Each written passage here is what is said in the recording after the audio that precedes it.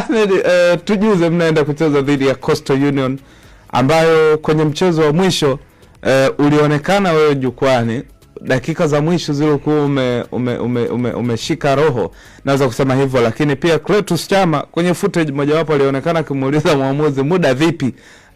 Sasa hivi mnaendaje kwa kabili Coastal Union? Tunakwenda kucheza na Coastal Union. Lazima tukiri ya kwamba tunakwenda kucheza mchezo mgumu sana. Kwanza kwa sababu ni Coastal, moja kati ya timu kongwe na ngumu Tanzania. Lakini pili, hatua yenyewe, hii ni hatua ya nusu finali. Ni ngumu mno kucheza nusu finali nyepesi.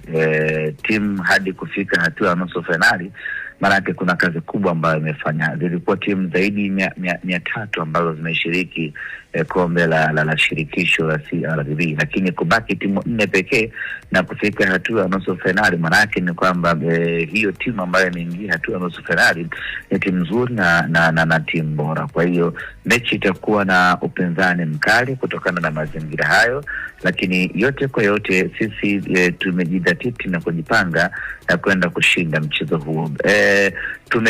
Tumekuwa na mkwamo kwa takriban miaka 4 kwenye hatua hii ya nusu finali.